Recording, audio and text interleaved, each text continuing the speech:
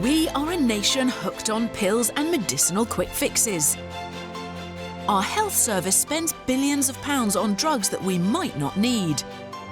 The Food Hospital is the first of its kind, dedicated to treating illness solely through food. Pioneering this radical approach are 3 medical professionals who will treat conditions ranging from diabetes to depression and Crohn's disease to chronic fatigue. The Food Hospital is on the front line of the food as medicine revolution.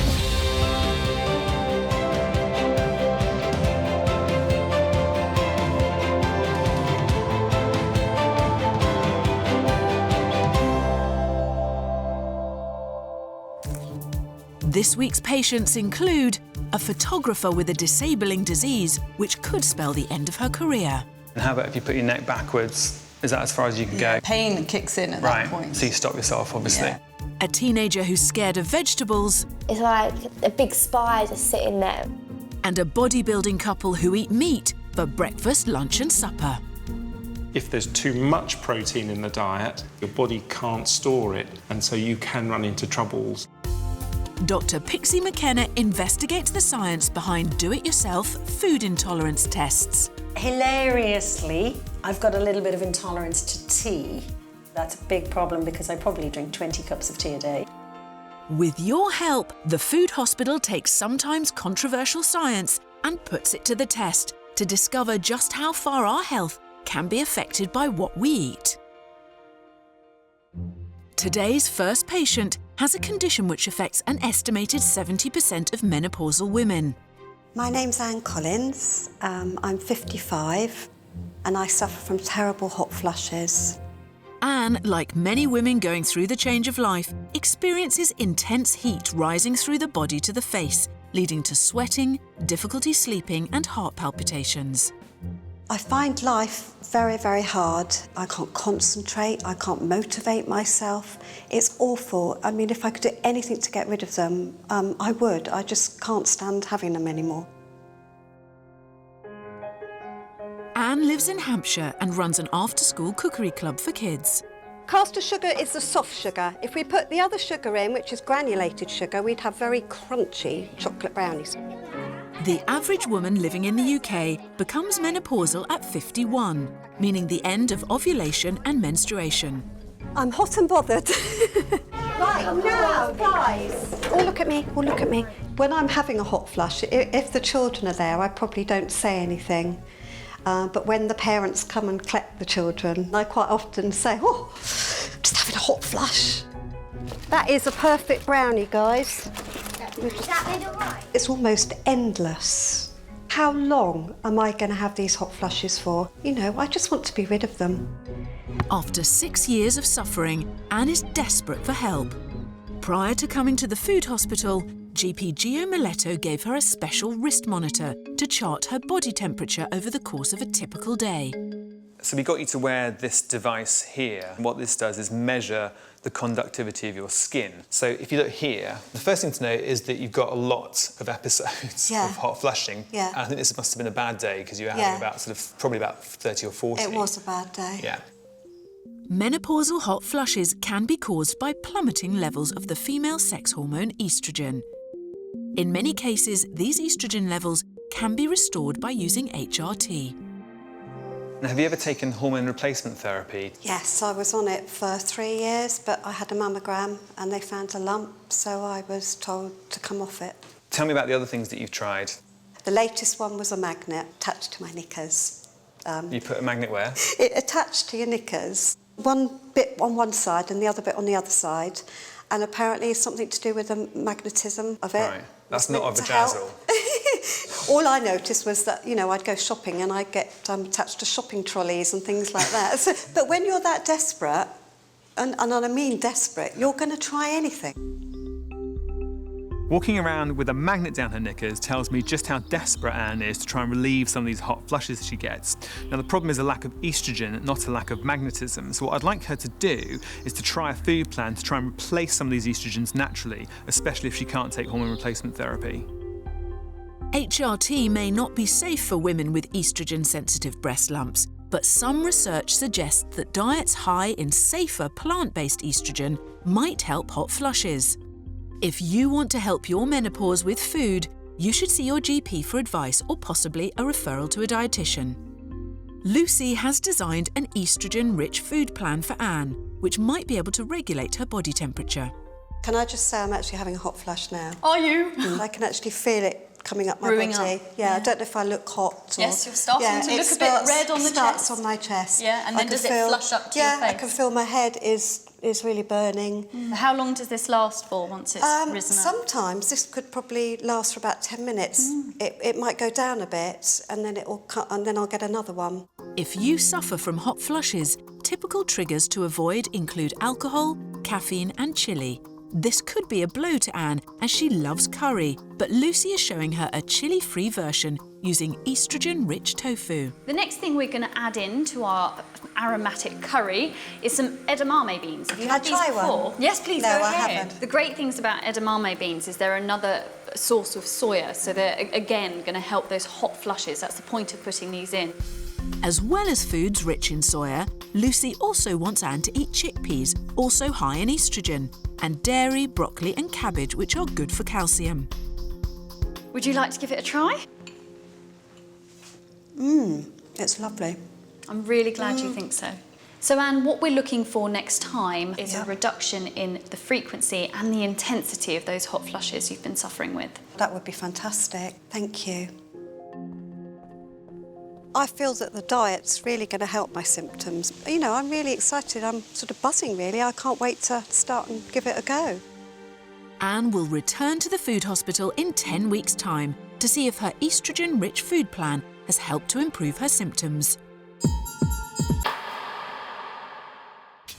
I'm Dr. Pixie McKenna, and this week I'm investigating food intolerance test kits. Do you think you're intolerant to certain foods? Can consuming bread or milk make you feel tired or bloated? A growing industry claims to be able to identify whether we're intolerant to a whole host of foods. You can buy lots of tests online, with some websites claiming that over 70% of us are intolerant to at least one food. But what is the hard science behind these tests? And can they really determine whether I shouldn't eat certain foods?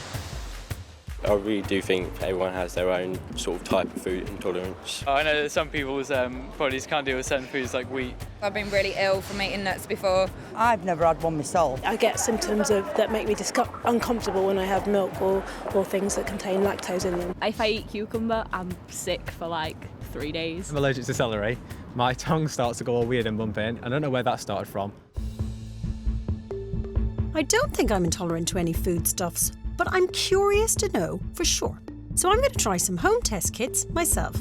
This one is going to test for 59 common foods that cause intolerance. This test claims that a small blood sample can identify antibodies that may cause an intolerance to everyday foods, ranging from cow's milk to chicken to carrots. So the results have come through. Now we've got some reactivity on oat, wheat, rice, pork. I'm intolerant to. Carrots are bad as well. Hilariously, I've got a little bit of intolerance to tea, which if I have, that's a big problem because I probably drink 20 cups of tea a day. In fact, the results say I'm intolerant to 25 everyday foods. The things I appear to be most intolerant of certainly constitute a really, really high part of my diet, and I wouldn't have any symptoms that I would think are suggestive of food intolerance. I did another test and I pulled some of my hairs out of my head and I sent it off and had it analysed. This test claims to be able to detect food intolerances using hair and electromagnetic waves. So that's 2 food intolerance tests and only one of me. Will the results match? My hair test says I'm fine with pork, whereas this test says I should steer clear of pork. The test I've just done on my blood tells me that I'm potentially intolerant to cow's milk. My hair test says I'm fine with cow's milk. It's very confusing, very, very confusing. My hair test results don't match my blood test results. So I think it's really time to get advice from an expert. Later, I'll be speaking to one of the NHS's leading allergy experts to get to the bottom of this DIY approach. There's a certain danger in people immediately assuming food intolerance. The food hospital's next patient is afflicted with a condition so hard to diagnose, 500,000 of us could have it without knowing. I'm Kate Swerdlow. I'm 39 years old from Liverpool and I have ankylosing spondylitis. This disease is a form of arthritis, which usually attacks the spine, in severe cases causing serious deformity, leaving patients hunched in what's known as the question mark posture. AS is also associated with scarring of the lung and heart problems. I've had it since I was probably about 18 years old, but I wasn't diagnosed until I was 30. The pain that I've gone through can really be, quite upsetting. Ankylosing spondylitis most commonly starts between the ages of 15 and 35. And for Kate, a professional photographer, it has got steadily worse over the last 20 years. I want you to keep your body to me, but actually looking over there is lovely. That's nice, that's good, that all works. I started feeling very, very painful in my knees and in my hips, and it started working up my body. Relax your shoulders, you can see they're a bit tight. From my lower back to my neck has fused. My mobility has become pretty bad.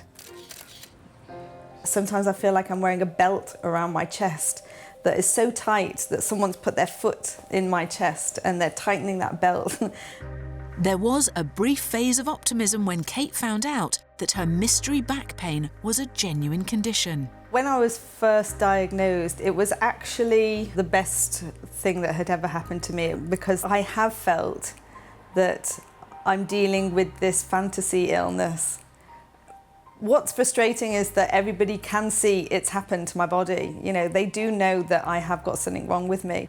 It feels like I've pulled this name out the bottom of my bag and gone, this is my this is my ailment. But after diagnosis, Kate found out there's no miracle cure. Currently consigned to a life of anti-inflammatory painkillers, she's come to the food hospital looking for a new way to manage her symptoms. Having referred Kate for spinal tests, Geo starts by showing what her condition is doing to her vertebrae. I think it's worth having a look at this model here. What we're talking about in you is a loss of this blue cartilage. So this is the normal bone, and this cartilage here gets worn down and inflamed. Not only is that painful in itself, it leads to reduced movement in the joints, and it also can lead to long-term deformities of the posture and joint. So if we look at your x-ray here, the alignment of the bones goes off. So here they're nice and straight, and then they kind of go at an angle, at another angle here, and that's representative of the bone kind of collapsing onto itself. So if we look at the range of movement that you've got, can you put your chin on your chest, for example? Because that's as far as you can go. Yeah. Okay, and how about if you put your neck backwards? Again, is that as far as you can go? The pain kicks in at that point. So you stop yourself, obviously. Yeah. Now, if you turn towards your left, that's the restricted movement. Because most people will be able to look over their shoulder. Yeah. You couldn't. Have to start You're starting to turn your whole body now. At that point, yeah. That's probably sort of 10 or 15 degrees of movement, and you'd expect to see at least 30. And what about putting your ear towards your shoulder? This is one of the most painful things and limited of my movements. It's just a few degrees, really. Yeah. And normally you'd expect to be able to do that a lot more of that, and you're starting to move your whole body in order to achieve that. Yeah. So let's have a look at the rest of your spine. Do you mind taking your t-shirt off? Sure. And if you just turn around for me, and if you twist to your left, okay, and to your right, so that's fairly restricted. I mean, you're moving just a few degrees, and what we're seeing there a lot of is movement in the shoulder. The actual spine itself is almost completely stiff. How does that affect you day to day? Come to 3 o'clock in the afternoon, it starts to kick in. And what about other areas? I know it's a bit personal, but what about things like, sex life? I feel like an old woman. There's nothing virile about me whatsoever. Well, you feel that? I feel that, definitely. It's upsetting. So on a scale of 1 to 10, during the week, 10 being the worst pain, what would be your sort of highest score? Oh, I'd say 7 or 8 at the end of each day. That's with Currently? my anti-inflammatory medication, yeah. Yeah, OK. So you're taking medication to try and control this inflammation. You're also under the care of a specialist. Yeah. But what we want to look at is to see if there's any dietary changes that may improve or relieve your symptoms. There's a theory that's been published in a number of papers within the scientific community. And the idea is that by reducing starch in the diet, you can improve the symptoms. This controversial approach, a hotly debated topic amongst doctors, is based on the belief that AS may be partly caused by and therefore could be alleviated through the use of food. I'd like her to try a starch exclusion food plan. Now, this is pretty controversial. However, someone her age really ought not to be dependent on painkillers almost every day. This theory claims that when people with ankylosing spondylitis digest starchy foods like bread, a type of bacteria called Klebsiella feed on it and then multiply.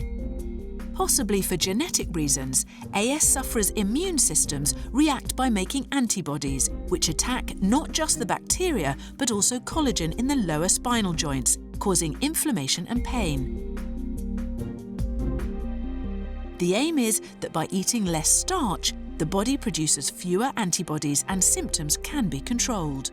But this theory is as yet unproven, and as starch is vital for our well-being, Lucy will give Kate some strict guidelines to ensure she eats a fully balanced diet. Most of it is things that we'd really happily tell people to include as part of a balanced diet. It's things that are healthy for you, for what we base every meal and snack on, and there's a good reason why the general population shouldn't follow a low-starch diet. Starches are a fantastic source of fibre, so they stop you getting constipated and they can protect against bowel cancer. And they're a really important source of B vitamins as well. And this is why people that want to approach a diet like this should always be seen by a dietitian who can support them through it. Although carbohydrates should make up approximately 1/3 of the plate in a healthy, balanced diet, Lucy is recommending Kate eliminate as many starchy carbs as possible. This will include potatoes and starchy vegetables, rice, pasta, and all wheat products. She can eat small amounts of beans, pulses, and bananas, with caution, as they contain small amounts of starch. Of course, the things that you can have lots of is meat and fish, because there's no starch in those. You can have things like most fruits and vegetables, things like dairy products and nuts and seeds as well. This really does give a great illustration of food as medicine, because although all of this is fairly experimental at the moment, actually, if we can achieve this, what we're hoping is that long term this is going to reduce your disability and help slow the progression of this really disabling condition that you've been suffering with for a long time.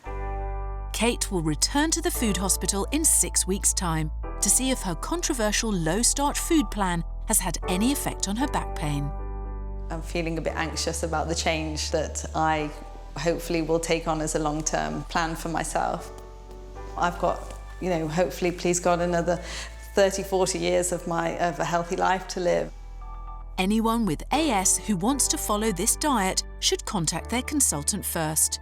For more information, see the Food Hospital website.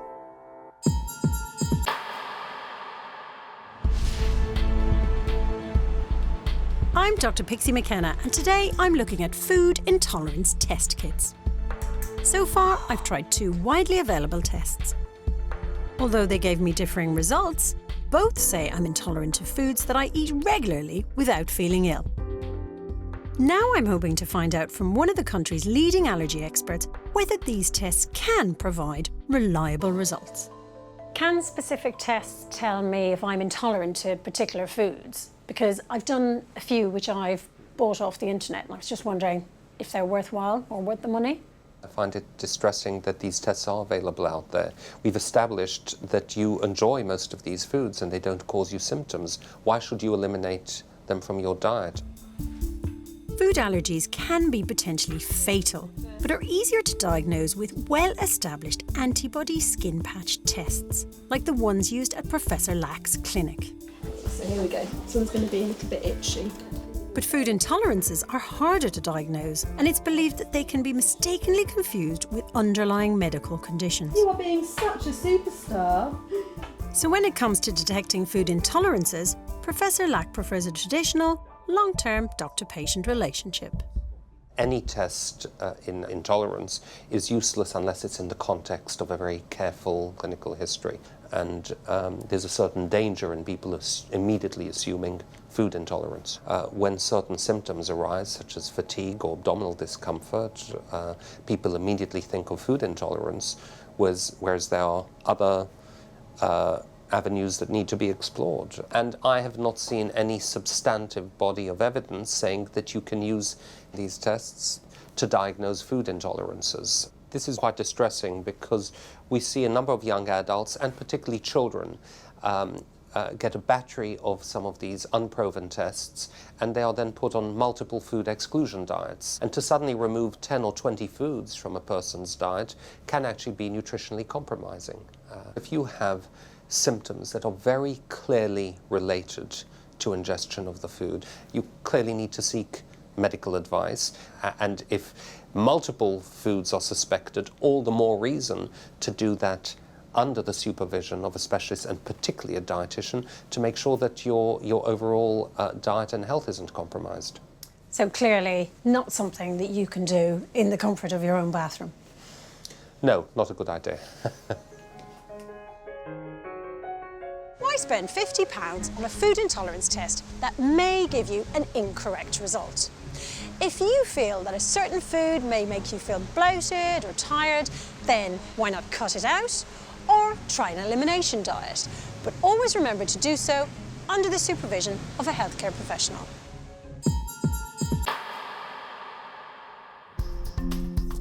The next patient feels and appears healthy, but she is worried that her very restricted diet could be causing her serious long-term harm. My name's Tay Giles, I'm 19 years old, I'm from Maidstone in Kent, and I've never eaten a vegetable in my life. There's a chance that, like 2 million other people in the UK, Tay might be suffering from malnutrition. Typical symptoms of a poor diet can include a distended stomach, pale eyes and skin rashes. Also, a lack of iron could result in anemia and deformed fingernails. And low vitamin C levels can lead to scurvy and ultimately to organ failure. The only foods I do actually eat are chips, bacon, sausages, Yorkshire puddings and pancakes, and bread, sweets, ice cream and crisps, really. Tay's very limited diet doesn't impact on her active lifestyle, but it is affecting her relationships. I don't eat with my family, I try to not eat with my friends because it's embarrassing and I hate it. And I'm really determined to kind of fix the problem I have, but it's just finding the right people that can help me because no one seems to be able to understand and help me at the moment. Knowing she must change her eating habits, Tay has come to the food hospital to see Lucy and consultant surgeon Shaw Summers, who's amazed at Tay's career choice. Now, you're a fitness instructor at the moment. How do you keep your energy up? I've never ever kind of felt like I haven't got any energy. I've never felt that my diet actually affects me at all. And that's what most people find quite strange, is like, how do you keep up what you do? I'm constantly active and constantly busy, but I never feel kind of worn down from it. I don't think I've ever met a fitness instructor that's never eaten a vegetable. It's quite unusual. Yeah. A typical breakfast, glass of lemonade and a sausage sandwich. And actually for a lunch, cookie dough ice cream. Wow. I see you eat like sausage and chips quite a lot. Yeah, that's normally from like the chip shop. Tay's problems started as a child when severe acid reflux made her intolerant of many foods, which has led to an increasing phobia of most foods. Well, every time I ate when I was younger, I was sick. And obviously being sick's not a very nice experience. And when you're doing it kind of 10, 20 times a day, it's just, you'd rather just not eat. So like kind of thinking about eating it kind of really does make me feel uneasy, just all because it used to make me sick and it's just got worse and worse and worse.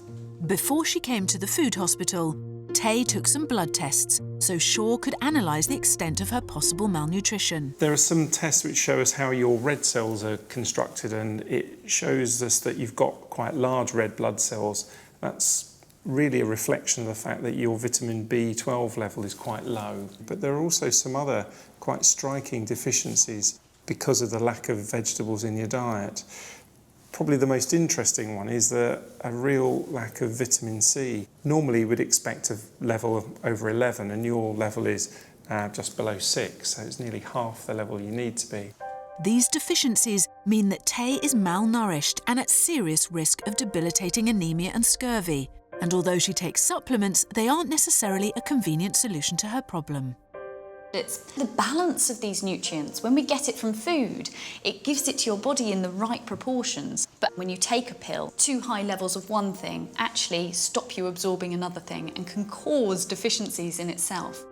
The simplest way for Tay to get the vital nutrients her body needs is to expand her diet from beige-coloured foods like chips, sausages, bread and pancakes to incorporate foods of all colours. Red things are fantastic for compounds like lycopene, and this helps to protect against free radicals which can cause cancer. Purple and blue things are actually really high in anthocyanins, which help your circulatory system and help to keep your heart healthy. Orange, that's great for skin and also eyesight. Green is really high in antioxidants, and white also is fantastic for antibacterial properties. So you can see there's so many different things that you just won't get from a pill. I really feel for you. When most people have a phobia of something, we can avoid it. Be it spiders or heights or whatever it is, for you, food is always going to be in your life. So there's no running away from this one. We're going to have to face it, because otherwise it's going to plague you forever. By introducing new colourful foods into her life one by one, Lucy hopes that Tay may slowly start to lose her fear of vegetables. I just want to be healthier. I just want to be like everybody else. I want to be normal-ish. But will there be any improvement in her eating habits when she returns to the food hospital in 5 weeks' time? Anne came to the food hospital looking for a food-based solution to her menopausal hot flushes. Trying out her food plan, which was rich in plant-based oestrogen, was a welcome challenge. I was really, really excited when I came home. I was buzzing. I couldn't wait to get started. Hello, lovely. Come in. And the cookery teacher has even been trying out some of her new recipes on her friends. Here, I'll have some nibbles. These are soya.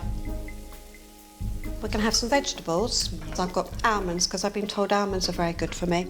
I'm adding a lot of soya in as well, and that's what helps the hot flushes. I don't want to fall off the wagon. Every day now, before I go shopping, I think about what I'm going to eat.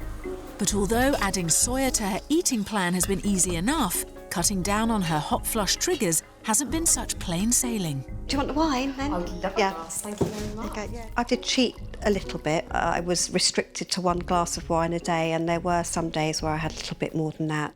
Cheers. I know when I have a glass of wine, I'm going to have a hot flush. You know, I do really well during the day, and then of an evening, if I had a glass of wine, boom, great big hot flush would appear. The biggest things that I'm missing are my curries, because they were a very large part of my life. But I don't have to not have them. You know, I've just changed the way that I cook things. Despite the occasional lapse, Anne has been wearing the wristband Gio gave her to monitor her episodes. Every hot flush, I press this very, very lightly. When this is taken back and put into the computer, it will show how many hot flushes that I'm actually having. When I first had this watch, I think I ran the battery out probably within about a day, because I had so many of them. But will her hot flushes have subsided at all when Anne returns to the food hospital in just a couple of weeks' time?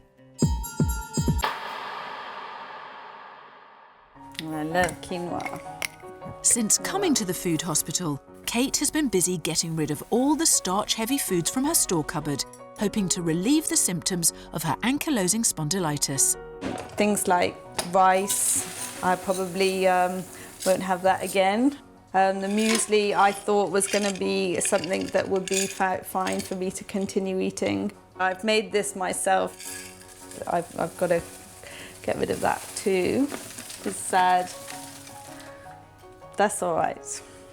I like fresh fruit. Oh well. Now, 6 weeks after her first visit, she's returned to tell Gio whether or not her controversial low-starch food plan has made any difference to her back pain. Kate, welcome back. So, tell us how you've been. I'd say, on the whole, my well-being has improved. The big pain actually has subsided. So previously you were having 3 or 4 flare-ups during the week where the pain got really bad. And how's that been? I have probably had 1 or 2 huge flare-ups. So that's during a six-week period? Yeah, absolutely. So that's quite a massive improvement. Yeah, I'd say that, you know, all round I'm feeling a lot better than, you know, than I have done. So how do you feel about being part of a slightly controversial experiment? Are you going to keep going with the diet? 100%. It's definitely something I can run with for the, you know, for the foreseeable future. I realise that it's a long-term commitment, and to see a massive change, I know that I've got to, you know, maintain it to get the benefits of it. But it's still quite early days, and you're doing very well, I think, to have got started, and you seem very committed. And I hope that this food and this lifestyle change that you've made would limit the progression and the damage that it's going to do to your joints in the long term. Yeah. So, well done. Thank you. Thank you. I know there's a lot more in front of me to go, but on a daily basis, I'm happy to be, you know, the captain of my own ship, really. Yeah. Although Kate's back pain hasn't gone completely, the food hospital has handed control back to her. And if she can continue her low-starch diet, there is a chance she will see a more pronounced improvement in her back pain in the future. Since visiting the food hospital, Tay has been on a slow programme of familiarisation of the colourful foods that have been missing from her diet her whole life. She needs to overcome her food phobia to defeat her severe malnutrition, but she must take it step by step.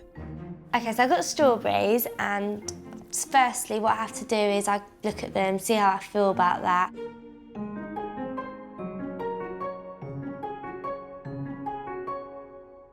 And once I got comfortable like looking at them, I would then kind of go to pick one up. So I'd pick one up and I'd just kind of feel it and like feel the texture.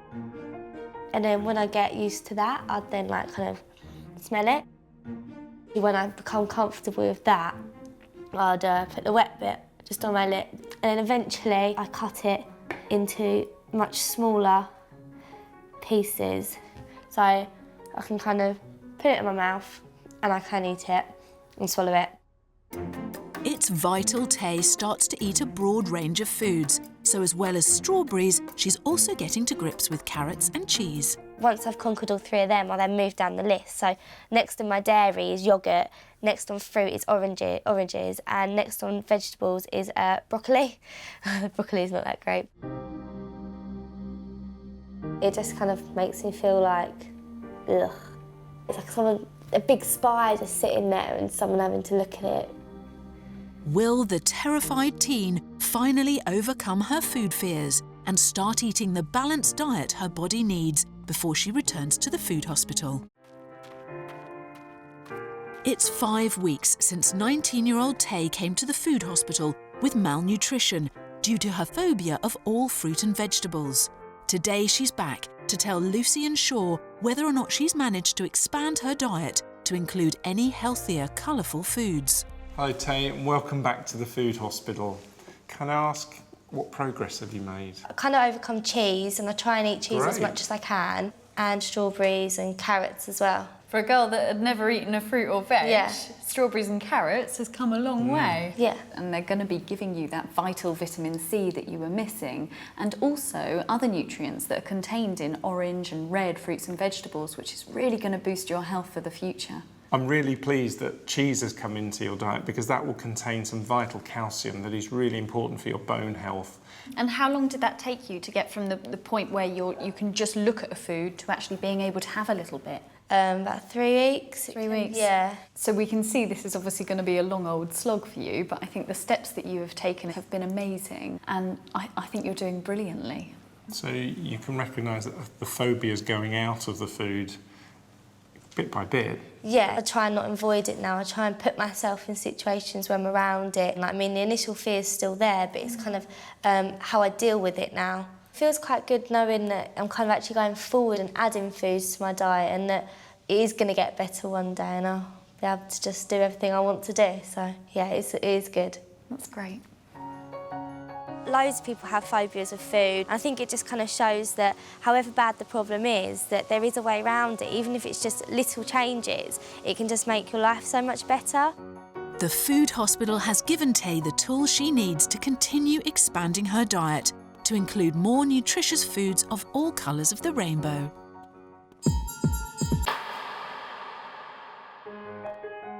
The next food hospital patients are international bodybuilders who want some guidance on their high-protein training diets. We're both bodybuilders. We're born in Portugal. We've been living in the UK for the last 7 years. In the build-up to big competitions, Rob and Vander up their protein levels massively to build their muscle mass. Wanting to know if their training diets are affecting their overall health, they've recorded a food diary for Lucy. First thing in the morning, 10 egg whites. That's right. 225 grams of fillet steak and 150 grams of porridge oats. That's right. Which is like 3 big bowls for an average person. Meal 2, 300 grams of lean turkey, 300 grams of baked potato. That's right. Wow. What time's that? Every 2.5 hours. Every 2 hours? Yeah, the first meal is between 6 or 7. So you'd be having your turkey and baked potato at about 8 or 9 in the morning? Yeah, roughly, yeah. Meal 3, 300 grams of lean skinless chicken. Yes, yes. 300 grams of sweet potato, so more Yes. protein and complex carbs. Okay, meal 4, very similar. That's right. Meal 5, chicken, sweet potato.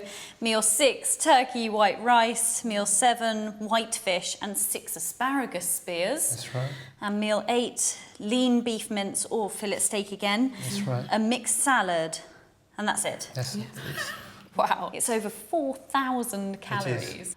I wouldn't necessarily call what you're following a healthy diet for a normal person, because obviously it has a specific purpose. And for the general public, I would never advise this. Of course, I totally agree with that. But despite their tough training regime, Rob and Vander's extreme diet may be too protein heavy. Every cell in the human body contains protein. It is a major part of the skin, organs and glands. Most of us need 2 to 3 moderate servings of protein-rich food per day, but Rob and Vander are consuming 8 huge portions.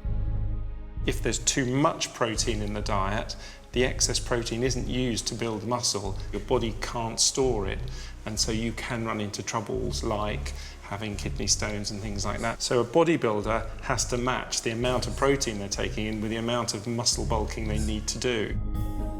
But the enormous amount the couple eat isn't only giving them a protein overdose, it's also delivering higher than normal amounts of dietary cholesterol.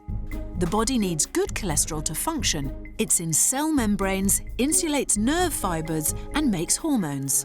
But bad cholesterol, known as the silent killer, can cause heart disease. Rob and Vander eat so much meat that they're consuming more than 4 times the amount of cholesterol recommended by dietitians. Although it's possible they have higher levels of cholesterol for genetic, not diet reasons, it's likely that their extreme diet is contributing to it. A healthy blood cholesterol reading should be under 5. 6.1. Now, technically, that would be quite high.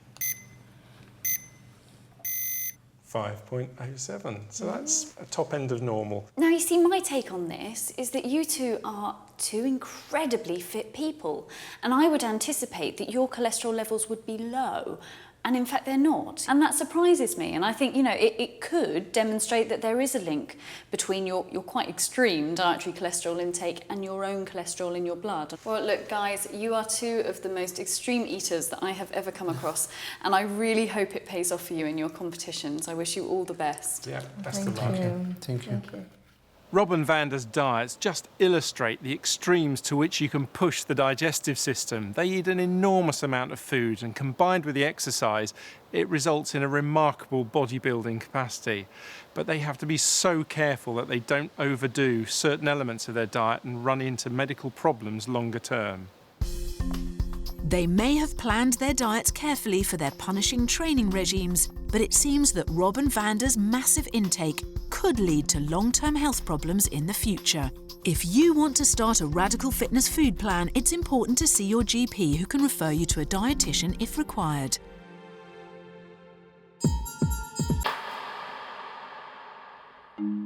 It's 9 weeks since Anne came to the food hospital looking for a food-based treatment for her menopausal hot flushes.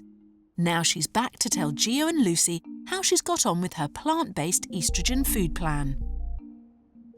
Anne, welcome back. Hello. Very nice to see you again. Nice to see you.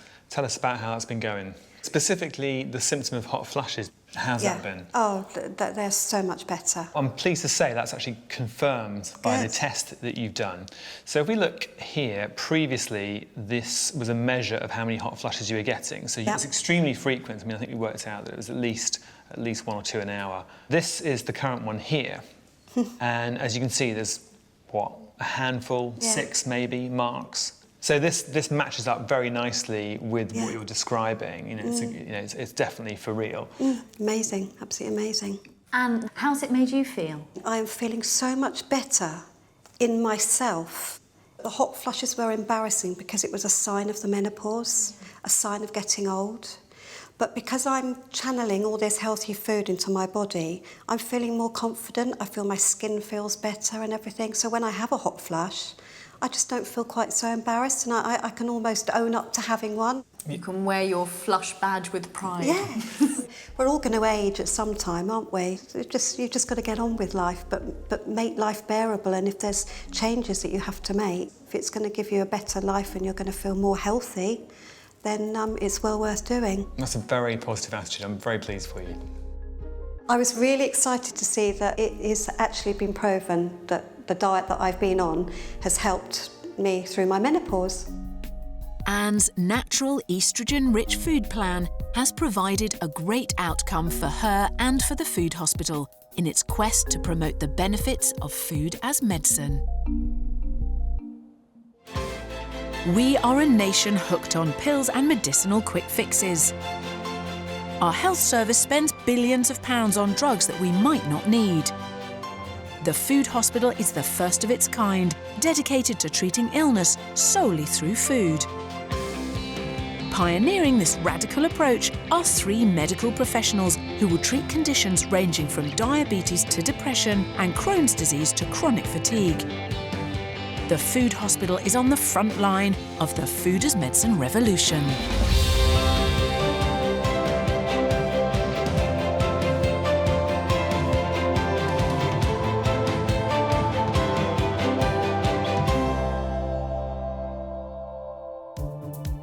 This week at the food hospital, a woman blighted by bad breath. Other people have said that they can smell poo and the only thing it can be is my breath. A controversial condition that's notoriously hard to diagnose. Chronic fatigue syndrome is actually a collection of symptoms, and there's certainly no one-size-fits-all in terms of treatment. And a patient with one of the UK's biggest killers, high blood pressure. The problem is it increases heart disease, your risk of stroke. Dr. Pixie McKenna is on a quest to find out whether food really can have a good or bad influence on cancer. With so many conflicting reports with regard to food and cancer, how can we decide which is fact and which is fiction? First into the food hospital is a man who takes on the shape of a pregnant woman after every evening meal. My name's Alan Pogmore, I'm 47 years old. I'm from Swindon. The reason I'm here today is I get severe bloating every time I eat. Bloating is often caused when the bowel doesn't function well. Abnormal contractions in the bowel cause bloating and pain. Those who suffer from this condition can double their girth size in just one day. When the bloating starts to occur, it makes it to the stage where your stomach goes rock hard, so you can't breathe in and out. By the end of the night, when I've actually bloated to the full extent, I can be up to 8 inches bigger, the equivalent of being pregnant as a woman. And then I get up in the morning, I'm okay, and every night I become pregnant again. Alan's bloating is having a huge effect on his personal life, especially his relationship with his girlfriend. One of the things it does cause a problem with is the sex life we have. I tend to eat late at night. I'll be quite bloated when I go to bed. If we do make love, it does tend to leave me with chest pains. But obviously I'm sweaty as well. It's just not possible. My stomach's just bloated that much that maybe she wants it and I've got no chance, you know what I mean? So it's become debilitating. I'm 47 and I feel like I'm under something. In order to get a true measure of how much his girth is expanding, the food hospital has sent Alan to a clinic to have a bloatometer belt fitted. This fits neatly round your waist, so if you just hold your shirt up. The belt will measure the circumference of his stomach over a 24-hour period. To say I'm really desperate to get this sorted out is a bit of an understatement. I don't like the way I feel or the way I look anymore. I just want to be normal. So I'm just going to switch it on. Today, Alan has come to see consultant surgeon Shaw Summers to find out more about his bloating. They begin by looking at his bloatometer results, which have mapped the changes in Alan's girth size. Your tummy goes from between 95 and 100 centimetres girth to between 115 and 120 centimetres girth. So that's at least a 20% increase in your tummy size. So you do definitely bloat towards the end of the day. Can I ask to have a look at your tummy? Is it bloated a bit at the moment? Yeah. Where do you feel the bloating most? Mine tends to be around this area, as you can see. It's more up than lower. So you feel it at the top of your tummy. What I'd like to do, Alan, is just measure your body composition on our analyser. So would you step over this way for me? Alan's body composition is analysed on our special scales, and his blood pressure is taken. For Shaw Summers, his readings are a cause for major concern. Right. I think bloating is probably just the symptom you've noticed, but actually underlying all that is a whole host of other things. And from my point of view, you're not a well man. Mm-hmm. Your blood pressure is 150 over 100, so you have a high blood pressure. Mm-hmm. If I look at your body composition, you're a fairly heavy chap. You weigh nigh on 19 stone, whereas someone for your height ought to be nearer the 12 stone mark. So you're actually carrying an extra 7 stone around. The analyser also tells us something called your metabolic age, which should be about the same age as you are, 47. Yeah. It's saying that your metabolic age is about 62. Mm. Yeah, it feels like that as well some days, yeah. The excess weight you're carrying is affecting the way your organs function, and that leads on to irritable bowel syndrome, and that's the thing that you feel as bloating.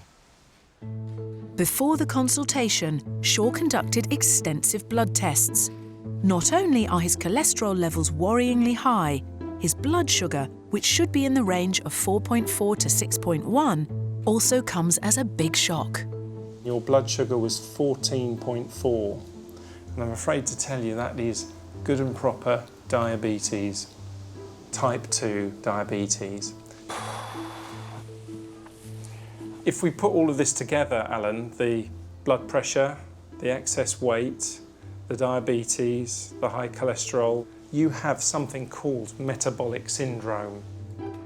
Metabolic syndrome is a deadly combination of high blood pressure, high blood sugar, an increased amount of certain bad fats in the blood, fatty liver and high cholesterol, which can lead to clogged arteries.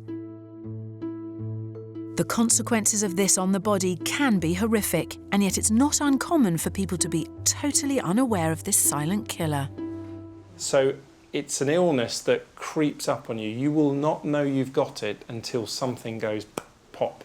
I don't want to get there. Unless you tackle this, it is going to shorten your life considerably. Alan urgently needs to take control of his health. Dealing with his cocktail of conditions will require radical food treatment, and Lucy's devised a diet specifically for his urgent medical needs. When you came in today, obviously your overriding issue was bloating. Yeah. But as we've dug a little deeper, we've found that actually you're a little bit of a ticking time bomb in terms of the health conditions that you're presenting us with. So the diet that we want to get you started on has got to obviously address a variety of areas. So let's talk about what we don't want you to have. Obviously, it's a lot of things like refined carbohydrates, things that are going to be absorbed in your body really quickly. Anything that's going to cause a peak in your blood sugars and also give you an energy crash as well. Yeah. To protect himself against the progression of his metabolic syndrome, Alan must avoid highly processed and sugary foods such as white bread and pastas made with refined flour, sweets, crisps, cakes and biscuits, and sugar-laden breakfast cereals. To deal with his bloating, Alan will also need to avoid breads, fruits such as apples, plums and pears, beans and lentils, and certain greens like cabbage. So what I want you to be eating, quality food, lots of colours, that's actually going to be supporting your body in trying to recover from these many conditions that you've developed because of your lifestyle. Alan is going to have to rapidly adopt Lucy's special food plan, designed for his metabolic syndrome. From now on, he'll be eating fresh fruit and vegetables on a regular basis. Lean meat and fish are also on the menu, as are nuts and whole grain cereals. This is a short, sharp shock of 4 weeks, and you've got to go at it. It's going to be hard work. I think I've had a lot to take on board today. Obviously, we've jumped suddenly onto diabetes. There's problems with my liver, there's other things, so I really need to sort this out now. So the bloating will probably be there for a little while, but I'm just going to have to manage that. Alan has just 4 weeks to start turning his condition around. If Lucy and Shaw don't see significant change by the time he returns, he'll have no choice but to go on medication, possibly for the rest of his life. All food hospital diets are specifically designed for each patient's needs. If you think a similar diet could help you, you should ask your GP to refer you to a dietitian. Our next patient at the food hospital suffers every time she opens her mouth. My name's Dawn, I'm 23, I live in Banstead and I suffer with bad breath. Bad breath, or halitosis, can affect anyone at any age, and it's estimated that 50% of us have it persistently. Other people have said that they can smell poo, and I'm thinking the only thing it can be is my breath. And that's the last thing you want to smell of, isn't it? Dawn's bad breath is blighting her life, especially her closest relationships. My other half's just not happy about it. He's really like, oh, it stinks. It smells like someone's died in your mouth. And that's not nice. Dawn would like to banish her halitosis for good. So today she's seeing Gio and Lucy, who've combined their experience to help their desperate patient. What kind of symptoms do you have? It's often a really strong sense of as if my mouth's got a coating on it, as if it's coming up from my throat, and it really tastes disgusting. So you get like a bad taste in the mouth? Yeah, definitely. So that gets a bit awkward if you get intimate? Yeah. My other half will kiss me on the forehead if it's really bad. Pinch your nose with this hand. OK, I have to get here. Go on. Oh. Well, I would rate that 7 out of 10 on the bad breath scale. OK. 10 being bad. Yeah. And there's lots of causes of bad breath, and infections in the nasal cavities, the tonsils, bad oral hygiene. Bad breath has several other causes, mainly bacteria in the mouth breaking down food, and sometimes by infection or illness. It's also caused by having gum disease, eating certain foods, drinking too much alcohol, and smoking. Do you smoke? No, I don't. No. How are your bowels? They're fine. Yeah, that's good. Because being constipated can actually lead to your breath smelling, as you tend to reabsorb some of the things that can cause bad breath. I mean, generally, for most people, food isn't the cause of bad breath. But of course, some foods can exacerbate the symptoms. Foods you definitely shouldn't eat if you have bad breath are sugary foods like sweets and cakes, foods made with copious quantities of garlic and onion like curries and stews, and too much alcohol. Thankfully, there are other foods that can help eradicate halitosis. And there have been some studies with a very specific type of probiotic that has actually been shown to help in some people with bad breath if you take it every day for 4 weeks, and that's a strain of lactobacillus. Lactobacillus can be found in lots of common probiotics, either in drink form or things like tablet or sachet form. To banish bad breath, there are plenty of things that can help. The citric acid in citrus fruits stimulates the flow of saliva, which freshens up your mouth and washes away lingering food.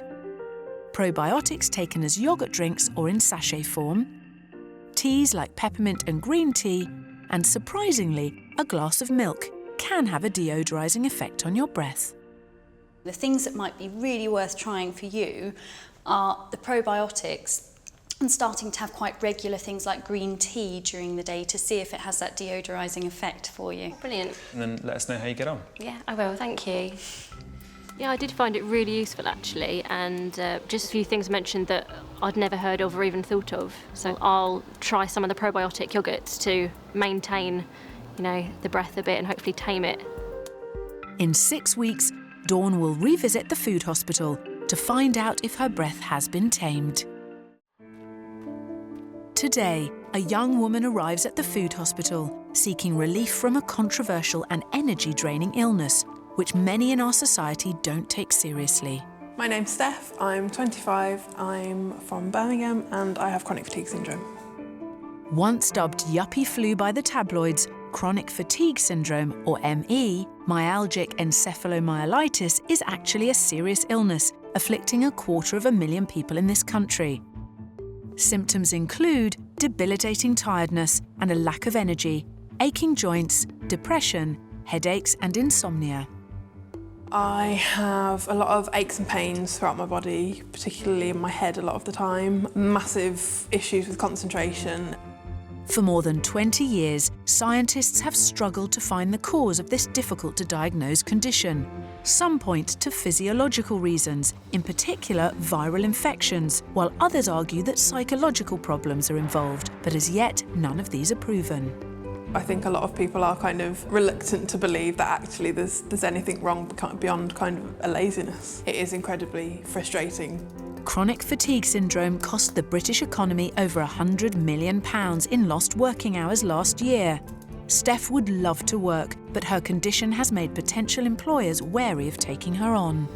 It very much holds me back. I've just now finished my degree and obviously the next step now is to go and find a job, but that's something that, again, because of the chronic fatigue, is going to be very difficult. After 13 years of being unable to live a normal life, Steph is determined to try and beat her condition. In my mind, I feel, perfectly fine, but obviously I can't go out and do the things that I would want to do, the things that everyone else my age or my friends are doing. It's just overwhelming completely. With a condition that's so hard to pin down, today Steph is seeing Gio and Lucy together to examine her chronic fatigue in more detail. Now, one of the things you did beforehand was to fill out a questionnaire, the Piper Fatigue Questionnaire. So on a scale of 1 to 10, you rated, according to various questions, how tired you felt. You were scoring basically 9s and 10s. They were all really on the high end of the scale, which is what you'd expect for somebody with chronic fatigue. So we'll use that again in the future to see if there's been any change. Because your symptoms are subjective, we've got no other way of measuring them. What would be really helpful for me is if you told me how food fits into your life at the moment, Steph. I don't eat at regular times. I tend to kind of skip breakfast, probably eat lunch and dinner quite late in the day. A lot of the symptoms could actually be related to low blood sugar levels when you haven't eaten regularly enough. And it's something that a lot of people in the general population will also suffer with. Sticking to regular meals isn't only for people with chronic fatigue syndrome. We should all eat small amounts often to make sure our energy levels are constant. Lucy has given Steph a plan of balanced regular meals rich in glutamine, a protein-building substance found in lean meats and dairy, which also helps boost our energy. And there's one highly surprising addition. Would it be good news if I suggested to you that we should include chocolate on a daily basis?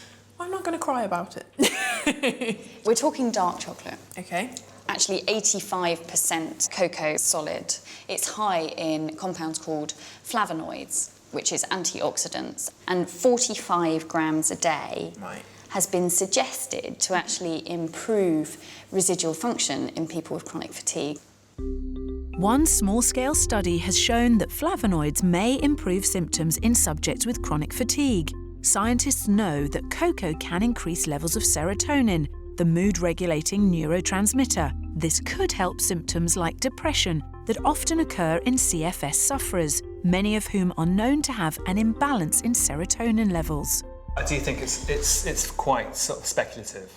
Oh, absolutely. And I think what we've got to remember is that chronic fatigue syndrome is actually a collection of symptoms, and there's certainly no one-size-fits-all in terms of treatment.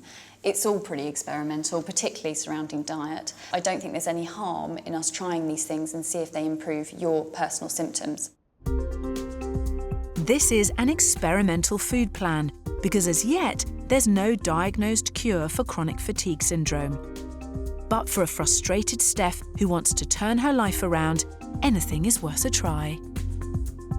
I think it's always going to be a surprise to be told that you can eat chocolate and it's good for you, really.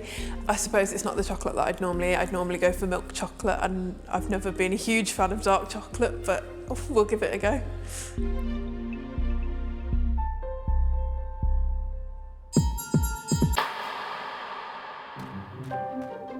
It's 6 weeks since Dawn first came to the food hospital suffering with bad breath, and today she's come back to have her progress assessed.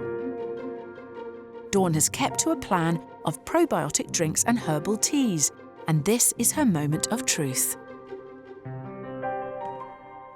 So Dawn, tell us about what you've changed since we last saw you in the food hospital. I made sure that I have one of the probiotic yogurt drinks every morning, and I keep drinking green tea and peppermint tea throughout the day, and it's really seems to have made a difference. I think it's time, in my capacity as professional breath smeller, to give it a go. Yeah, no problem. All right, hold your nose.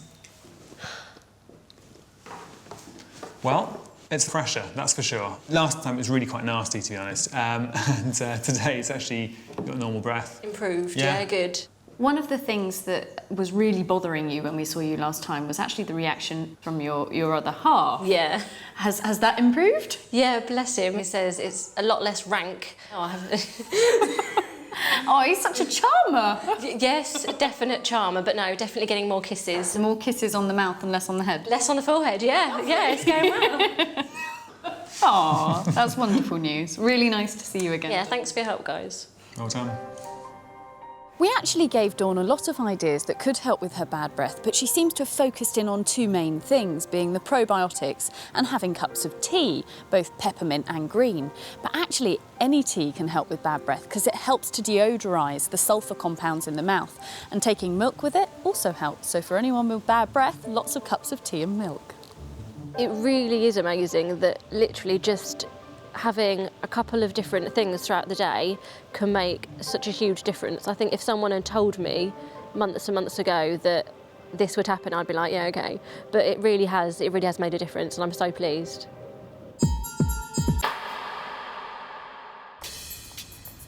I'm Dr. Pixie McKenna, and this week I'm going to investigate the relationship between food and this deadly disease. Can eating certain foods protect us from cancer? And can others put us at greater risk of getting it? I have to say, I'm rather partial to a fry-up, and I do like the odd glass of red wine. It's commonly reported that red wine protects us from cancer, and burnt food increases our risk of getting it. But with so many conflicting reports with regard to food and cancer, how can we decide which is fact and which is fiction? Oh, there's always something that can give you cancer. I've heard that like processed foods like bacon or sausages can increase risk of some cancers, I think. Everything gives you cancer. Drinking energy drinks, cancer. Eating an apple, cancer. Yeah, cancer. I know broccoli helps with cancer. I know there's like some stuff in the papers saying that they've got a new super broccoli. Chemotherapy, really. I don't think food or drink could cure cancer.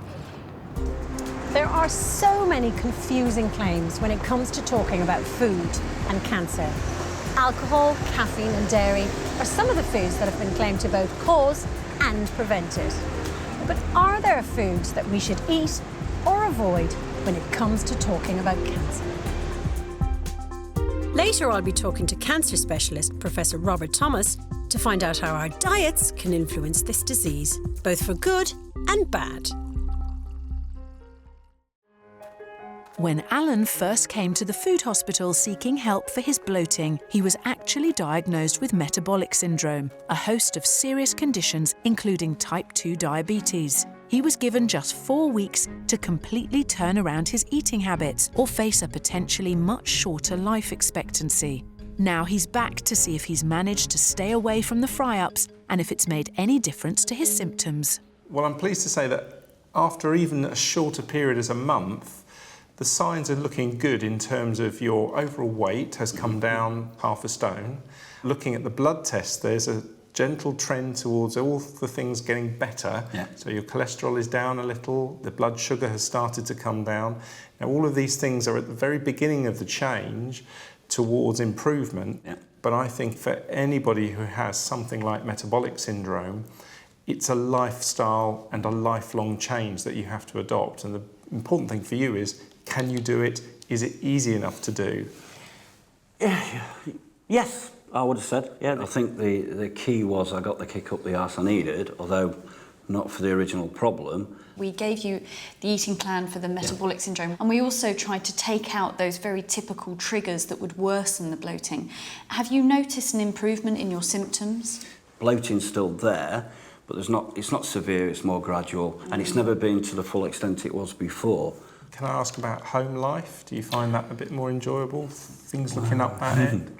Yeah, the sexual side of stuff's got a lot better, so I'm not getting any pains, and I'm not going to bed that bloated. I don't feel like somebody doesn't want to be near me as well. So, and that's the benefits of a Mediterranean-style diet. We know that it can actually make you feel a bit more in the romantic mood. Well, look, it sounds like you've made great first steps in the last 4 weeks. And our hope is that you won't need to necessarily start taking tablets for the conditions that you're developing because you've got a grip of your eating habits. some of the good things that have come from this is obviously the fact now I've got a lot more energy from what I used to have before.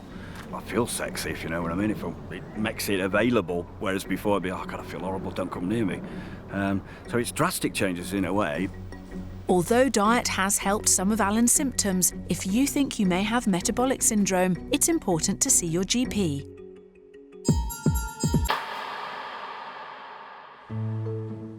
It's 3 weeks since 25-year-old Steph came to the food hospital for help with her chronic fatigue syndrome, a condition which affects 250,000 of us and for which conventional medicine is yet to find a cause or a cure. The biggest difference since coming back from the food hospital has been trying to kind of implement a routine, getting everything a little bit more regimented. So I've been swimming 3 times a week. I probably only do about 15-20 minutes at most, which I suppose most people would consider terribly lazy, but yeah, I'm going to try and build it up from there.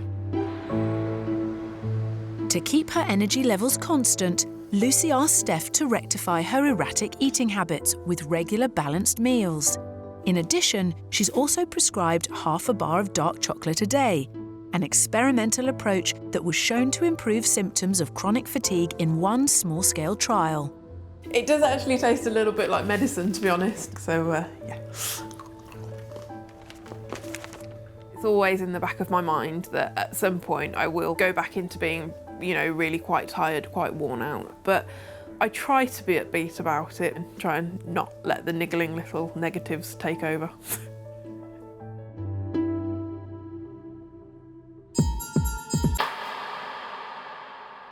Our next patient into the food hospital suffers from a condition that's not only potentially fatal, it's also incredibly common.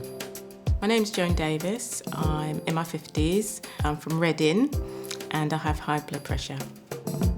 16 million people in the UK have high blood pressure or hypertension. It has no obvious symptoms, but leads to 62,000 deaths in the UK each year. Blood pressure measures how strongly your blood presses against the walls of your arteries or large blood vessels as it's pumped around your body by your heart. If this pressure is too high, it puts a strain on your arteries and heart, causing it to become enlarged. This increases the risk of heart attack, stroke and kidney failure. High blood pressure can be caused by an unhealthy diet and lifestyle, but Joan is careful about what she eats and exercises regularly, so being diagnosed with this condition came as a big blow. I felt disappointed because I thought that I was doing everything that I possibly could. Despite her healthy lifestyle, Joan is reluctantly on medication to help keep her blood pressure in check. Mum's really healthy. She's really healthy. Yeah. She sort of puts us to shame a lot of the time. What days do you do Zumba? That's on a Wednesday. People of Afro-Caribbean and African origin are more at risk of developing high blood pressure for reasons not yet fully understood. Generations of Joan's family have had it, with tragic consequences. One of my younger brothers had a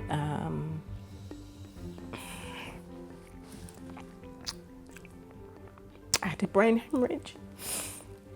And one of the things the doctor said was that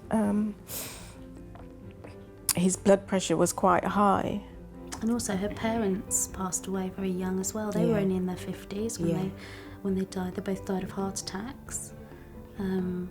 So we might have that to look forward to too. Yeah. I think those are definitely things that play on her mind, you know, constantly. Joan's at the food hospital to see Gio. The first thing he does is take her blood pressure. A reading of less than 130/80 on the mercury scale is usually considered normal. If it's much higher, that should ring alarm bells. So 143/92 is a bit on the high side. I think certainly with your family history and the different things, we'd want to see that a lot lower. So, you know, shooting for somewhere closer to 120 or more realistically perhaps 130. But high blood pressure on its own is not necessarily a problem. It's just sitting there. Most people don't have any symptoms. The problem is it increases heart disease, your risk of stroke. Fortunately, we do know that if you treat high blood pressure, then the risk of those things like stroke and heart attacks goes way down. So what we're going to introduce you to is something called the DASH diet. And this is a diet that came out of the States from the US Heart and Lung Institute. And it's very high in potassium, calcium and magnesium. And those minerals can help reduce blood pressure. So alongside your medication, we're going to give it a go and see if we get any benefit from it. Lucy is going to take Joan through the details of the DASH diet. She starts with the foods that pose the highest danger. When most people think about high blood pressure, we usually think about salt. That's the obvious one, isn't it? That we know high blood pressure is caused by having too much salt. How do you feel your salt intake is at the moment?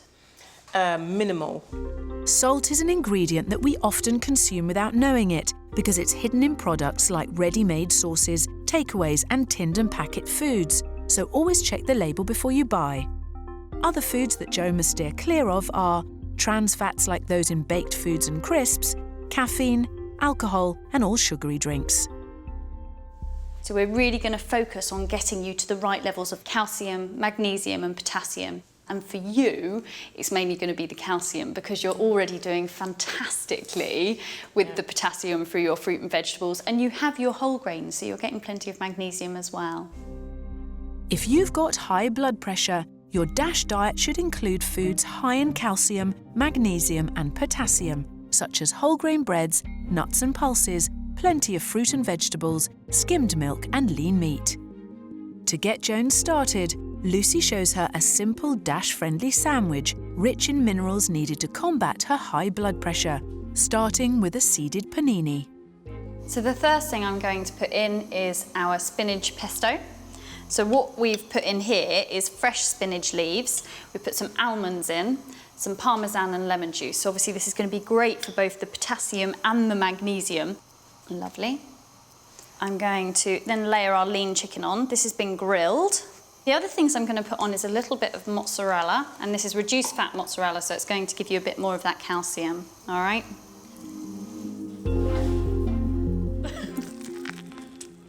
That's tasty. Yeah? I'm talking with my mouth full. That's all right, I'll let you off. I'm feeling excited about things over the next 6 weeks. The aim, obviously, is to lower my blood pressure. So I'm really looking forward to, starting it, really. Joan will continue on her current medication dosage throughout her food hospital treatment. So any change in her blood pressure should be down to her new diet.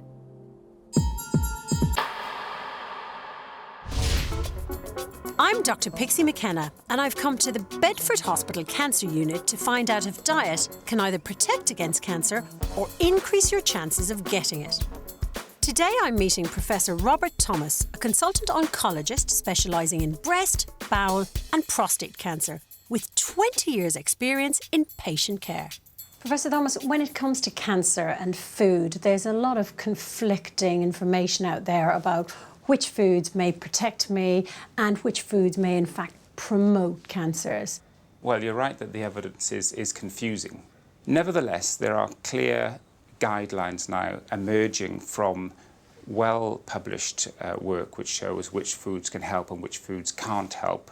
So what about the don'ts in terms of what we just should not be eating? Carcinogenic foods would be unhealthy animal fats, that sort of category. And probably number one is barbecued meat. That's known quite strongly to cause free radicals to form in your bloodstream and cleave the DNA, and actually that's the first step in the cancer process. It's true that grilling meat, poultry and fish over flames produces one group of carcinogenic chemicals. And smoke from fat dripping onto hot coals also creates chemicals that go back onto the food, giving it a charred look. However, there is evidence to suggest that eating small amounts infrequently is unlikely to cause harm. Marinating meat before barbecuing will help reduce 95% of the effects of burning. You can also grill foods in foil to keep smoke out and trim fat to reduce drips onto the hot coals. But what about red wine? It contains a compound called resveratrol, which has been shown in tests to prevent malignant tumours. I'm afraid to say that the latest evidence is that alcohol is unhealthy. There's been a number of trials, including one in the British Medical Journal recently, which shows that more than one alcoholic drink a day, I'm afraid, is harmful. There's probably about 9,000 deaths in the UK, which you could directly contribute to alcohol in terms of cancer. Damn. Sorry. However, drinking small amounts of alcohol can have a beneficial effect on cardiovascular disease. But evidence shows that if you binge drink, that's over 8 units for a man or 6 for a woman, just once a month, that protective effect disappears. We have done a lot of research here looking at which foods have the highest antioxidant content. Turmeric, broccoli, pomegranate, green tea, packed full of antioxidants, and some evidence that they reduce cancer progression. And that's why in this unit we've formulated a tablet containing those foods, and we are testing that in a randomised trial against a placebo. So that's happening right here, right now in this hospital? Yes, it started 2 days ago. To see Wow. how many people will actually get that fantastic response. It might be just a handful. I'm hoping it's a bit more. So let's get this straight. No food can cure us from cancer. At the moment, there's exciting anecdotal evidence that some foods can help protect us from it, but it's still to be corroborated by scientific data. And that's why Professor Thomas is now conducting clinical trials to assess their value in helping to fight this widespread disease. Now more than ever before, experts are looking at the cancer-fighting potential of foods. And it's great to see the first human trials so that we can fully assess how effective they really are. A month has passed and Steph has returned to the food hospital to see a curious Lucy and Gio about her chronic fatigue. Have regular, healthy meals and dark chocolate given Steph's energy levels a boost? We had you fill out a questionnaire before and after this treatment, which was a tool to measure your level of fatigue. And there's 23 questions, and you were scoring quite highly, sort of 9s and 10s, meaning quite a lot of fatigue. And this time, most of your scores are sort of 5, 6 or 7. So it objectively appears that there's certainly been an improvement, and which is great. What do you think's worked and what do you think hasn't? I'm sorry to tell you that the bit that didn't was the chocolate. I didn't really feel any kind of benefit from it, to be honest. But the eating patterns, I think, have been the biggest thing to change and impacted most significantly, really. Things that I always put down to having chronic fatigue, such as feeling really dizzy, feeling, really quite faint at certain points in the day, actually those symptoms with the regular intake of food seem to have significantly reduced from what they were before. So in fact you were hungry? Yes, I think so, yeah, pretty much. What else has changed in your life? I've got a job, I'm officially an employed person now. Congratulations. Thank you. although it's small, that level of activity has also made a big difference. We don't actually know much about chronic fatigue syndrome, and we know even less about dietary components that will help. So you were fairly experimental. It's a real eye-opener that, you know, just by adopting better dietary and lifestyle habits, you've been able to improve your perceived symptoms of chronic fatigue, which is a real positive outcome. I worked so hard researching individual functional foods that might actually impact Steph's chronic fatigue, and the one thing that did work was giving her a basic healthy eating plan. But hey, at least she's feeling better. Until someone actually, you know, takes you by the hand and goes, look, this is what you're doing wrong, these are the things that you need to change, it's, you know, it's very easy to kind of not really notice what it is you're doing wrong, to be honest. For Steph, a healthy, balanced diet seems to have alleviated her symptoms.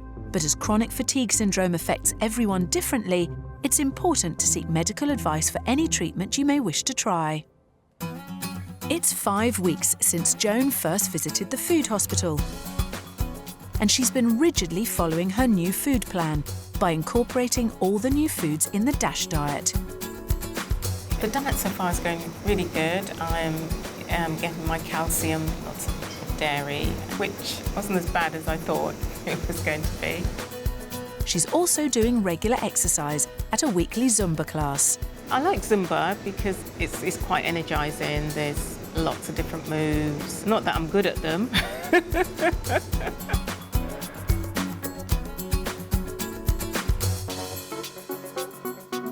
Today, Joan's returning to the food hospital to find out if her hard work has paid off. The moment of reckoning arrives as Geode tests her blood pressure. On her first visit, Joan was 143/92, way over the normal range of 130/80 and less. All right, that's a bit of a good result, which is 130/90. Now, that's a really good blood pressure.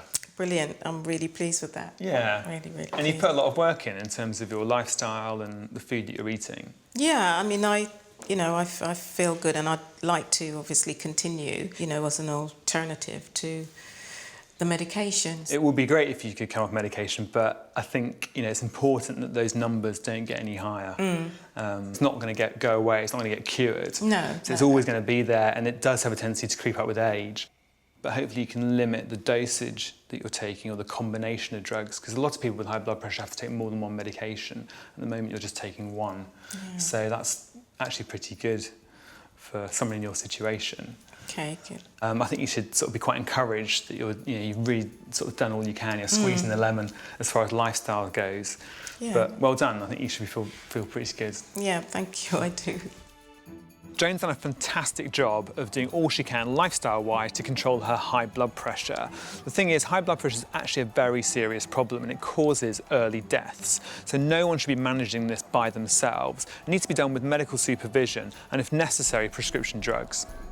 Well, I'm really happy with the results, all around really, but obviously there's room for improvement. So I'll obviously continue with the diet and make sure that I keep it up. Although she will remain under medical supervision, if Joan continues her DASH diet as rigorously as she has been, she might avoid the need for increased medication, thanks to the use of food as medicine. We are a nation hooked on pills and medicinal quick fixes. Our health service spends billions of pounds on drugs that we might not need. The food hospital is the first of its kind, dedicated to treating illness solely through food. Pioneering this radical approach are 3 medical professionals who treat conditions ranging from diabetes to depression and Crohn's disease to high cholesterol.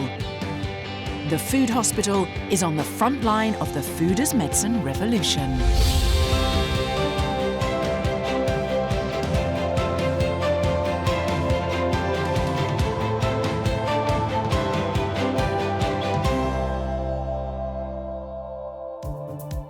This week at the food hospital, a woman with premenstrual syndrome. It just makes me so angry that I lose my life to PMS. A man who only eats raw food. People think it's just carrot sticks and celery, but that's absolutely not the case. And a young mum blighted by the effects of irritable bowel syndrome. Sometimes you will, like, trump. You're like, that wasn't me, and run away. Also, Dr. Pixie McKenna delves behind the headlines of food stories in the press. Can you go, buddy? Woo! Today's first patient worries she may have high cholesterol, one of the UK's most common undiagnosed conditions. My name is Clementine. I'm 47 years old and I live in Essex. I'm very concerned about my cholesterol levels. Am I in the danger zone? It's estimated that 2 in 3 UK adults have high cholesterol. With no clear symptoms, the first you may know of it could be chest pains or worse, a heart attack or stroke. Clementine loves cooking Nigerian food for her family. We're quite big meat eaters in this house. Beef, goat meat and stuff like that.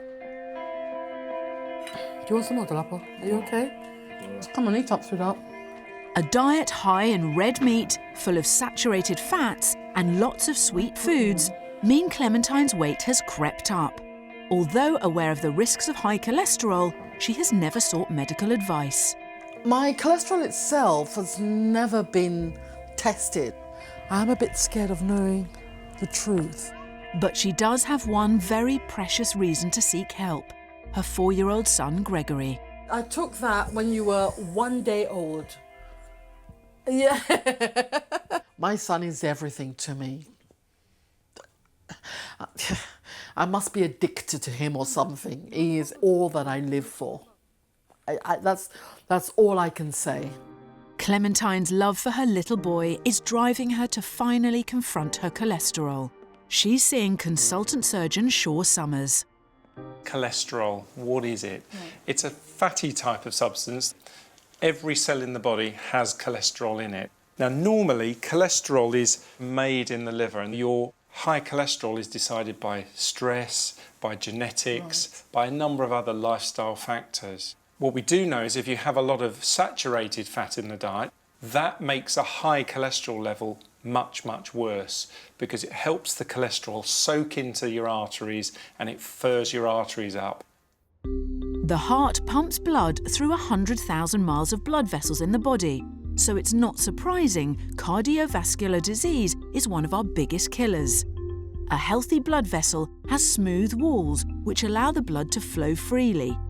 But if we eat too much bad fat, plaques of cholesterol form and stick to these walls. This build-up can begin to restrict blood flow to the heart and other vital organs. And that can have catastrophic effects on your heart, on your kidneys, and that is what is the silent killer of cholesterol. It is a disease which you don't know you have until it's too late. The dangers of high cholesterol increase with age, so at 47, Clementine needs to know the facts. Having taken a series of blood tests, Shaw starts with her cholesterol reading, which should be under 5 to come within the healthy range. So whilst you feel more or less normal at the moment, unfortunately the blood tests tell a different story. Your cholesterol level is actually in the high category. It's 7.1. In addition, what we call the LDL cholesterol, the bad cholesterols, are also quite high. Those two figures tell us that the cholesterol that you do have in your bloodstream is likely to start doing damage. Clementine has more bad cholesterol, or LDLs, than good, or HDLs. But her blood tests also show the possibility of another potentially fatal condition. We've also found that your blood sugar's up as well, Clementine. And it is likely that you are also diabetic. And it's partly because of your weight and partly because of the way your liver's working. Unfortunately, that combination of diabetes, high cholesterol, overweight will knock years off your life. We're talking about possibly 20 years less life expectancy. But we're lucky because we've done the test, we've picked it up and we can deal with it. From what you're telling me now, you know, if we continue down this road, the dream of seeing my son grow into a full-grown adult will not be realised. To deal with her suspected type 2 diabetes, Shaw will refer Clementine to her GP. But for her cholesterol, he's prescribing the portfolio diet, shown in some tests to be as effective as a low dose of the common drug treatment called statins, which could cause side effects over time. And in 8 weeks' time, we hope to see a happier, better Clementine. Okay. You're well. Thank you so much. Pleasure. Thanks a lot.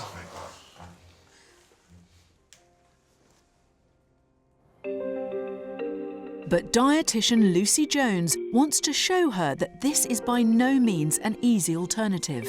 In studies, 30% of people that follow this diet can reduce their bad cholesterol by 20% or more. Do you know why it's only 30%? I was going to ask, why is it just 30%? Yes. The reason is because it's actually really tough to stick to. Yeah. A really good indicator for anybody looking out for bad fats is fat that's solid at room temperature. The ones that are liquid at room temperature, like olive oil, they tend to have much better fats for your heart and cholesterol. As well as cutting down on saturated fats, on the portfolio diet, Clementine must eat 4 foods which all attack high cholesterol. Firstly, she needs to eat plenty of plant extracts called sterols found in fortified spreads. These are thought to partly block the absorption of cholesterol in the body. Next are almonds, which have been shown to naturally lower cholesterol. Soluble fibre found in kidney beans, oats and citrus fruits is also key. What happens when we eat these is the fibre actually sort of dissolves and becomes a gel in the gut, which stops you absorbing cholesterol in your intestine. And the last element has been shown to decrease cholesterol production in the liver. You actually have to have 50 grams of soya protein a day. So to put that into real terms, that's equivalent to a litre of soya milk plus 115 grams of tofu every day. Every day? Every day. And you can see why actually a lot of people end up failing, because that's a lot to incorporate. To help her follow the strict portfolio diet rules, Clementine will be given a range of meal plans. To get her started, Lucy shows her a family-friendly lean chicken and rice dish. Having skinless chicken will be quite a change in my diet. Yeah? They say that's the most exciting bit of the chicken, the skin, or when it's all crispy. It's also the worst bit in terms of the saturated fat, unfortunately. Definitely. That's wonderful. Yeah, you see, you can get the flavour back in without the skin. It's not all about really, the skin. really nice. And the best thing about this diet is it's not just going to sort your cholesterol, it's going to help bring down your blood glucose, it's going to help correct your weight. This is going to make an overall difference to your health, not just your cholesterol. Yeah, that's good. Yeah, I'm ready for this. If Clementine can stick to the portfolio diet, she could reduce her cholesterol and suspected type 2 diabetes, increasing her life expectancy. But it will take real determination. Life is too short. If this life plan is going to help me, then I'm going to take it along with me all the way. If you're already on drugs for high cholesterol and are interested in this diet, see your GP who may refer you to a dietitian.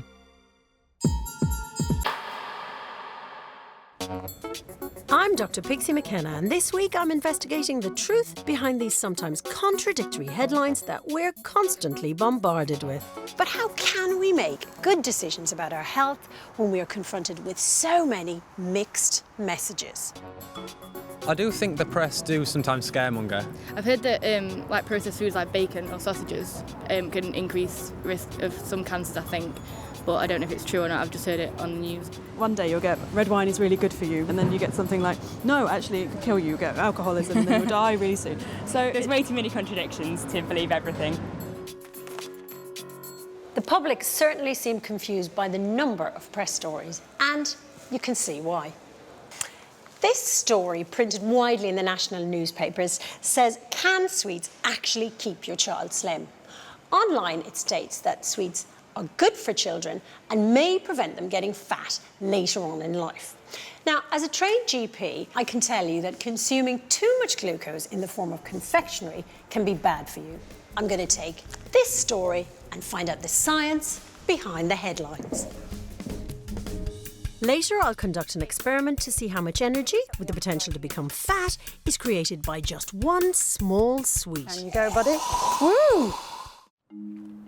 For the last 5 years, 32-year-old Ian from North Devon has only eaten raw food. For me, a raw food diet is the way that I can get closest to a natural diet. So in an ideal world, I'd like to eat the foods which grew around me from trees and plants in my local environment. Some raw foodists think that heating food over 48 degrees creates acidic toxins, which may be linked to diseases like diabetes, heart disease and cancer. Believing an uncooked diet is much healthier, Ian forages around his local area. Dandelions can be used in salads. They're quite well known for their various different health-giving properties. This time of year, people have a lot of excess in their gardens. There's a lot of apples this time of year, so they can be juiced. You can even make your own cider. Cider is a raw food, so that goes down quite well. Ian started his raw food diet to try to combat digestive problems. But as his diet is so restricted, he's worried he could be deficient in some vital nutrients. Vitamin B12 is one of the things which I've always sort of thought maybe I could be lacking in. I wonder whether a raw food diet really does give me everything I need. Having done some blood tests, Ian's come to the food hospital for advice from GP Gio Miletto and Lucy. What would be really helpful is if you could tell us a bit about a typical day and how food fits in that for you. People think that raw food is kind of a bit dull and just think of carrot sticks and celery, but that's absolutely not the case. I like to include a bit of wild food. Here I've got some nettles and dandelions. Lunch might be some sprouted seeds, some nuts and dried fruit as well. Sometimes I have raw eggs and some protein supplements such as hemp. What motivates you to kind of eat this way? In my opinion, if you're full of energy and feel healthy, then you can sort of tackle anything that life throws at you. Also, I learnt about the dangers of carcinogens from foods that are burnt or cooked at a high temperature. Right. But some people say a long-term use of just raw foods can lead to deficiencies in nutrients such as vitamin B12. We did a bunch of lab tests, as you know, and your B12 levels were very, very high. Do you supplement it at all? Yeah, I use spirulina and chlorella, which is supposedly lots of B12 in there. Anywhere where we're starting to eliminate whole food groups, we're setting ourselves at risk of developing deficiencies in whatever it is. If it's meat, fish and dairy, then of course it's calcium, iron, B12 and protein. And we need to be very careful that you're then able to get enough of those nutrients from the rest of your diet. A lot of people pinpoint the fact that some foods eaten raw can be quite harmful as well. There's a salmonella risk with eggs. And things like a lot of beans and pulses can have quite toxic chemicals in them unless you have them cooked. In fact, cooked meat gives more calories and more energy, and in some cases vegetables can be more nutritious when cooked than raw. If you cook tomatoes for a long time, they release the antioxidant lycopene, which is very powerful. So it protects against the effects of free radicals in your body, protecting you against chronic disease, much more powerful than the antioxidant vitamin C that's found in the raw form. However, Gio and Lucy aren't just concerned about the possible physical effects of a raw food diet. How do you feel if you don't stick to your rules, like if you break your rules? Sometimes I feel a bit guilty, but then you just have to remind myself that, you know, the whole purpose of doing it is to be sort of happy and healthy. There have been links between diets such as raw foodism and a new term, which isn't a medically recognised term. It's called orthorexia. Have you heard of that? No. Orthorexia is linked to obsessive compulsive disorder. And it's about people that have an overt fixation with the healthiness of their diet. And actually in severe circumstances, the body responds to that in similar ways to having anorexia, because people are unable to get the amount of nutrition they need because they end up restricting their diet to such a point. And there are some questions in terms of how obsessive it can become. So things like planning meals for the next day or feeling guilty if you're not able to stick to your rules, those are all risk factors for developing something like orthorexia. What do you think? Yeah, I think I'd agree with you there, because I do know other people who follow a raw food diet that they get very stressed and uptight if they can't get, 100% raw food. And, Absolutely. A 1 Mars bar isn't going to kill me. I'm glad you said that. I agree. I do sometimes worry about how antisocial it is to be on a raw food diet. And hearing from Lucy about the risk of orthorexia will certainly make me think more about not being feeling too guilty or getting too stressed about what I eat. I'm Dr. Pixie McKenna, and I'm looking into the truth about health headlines. Can we always believe what we read?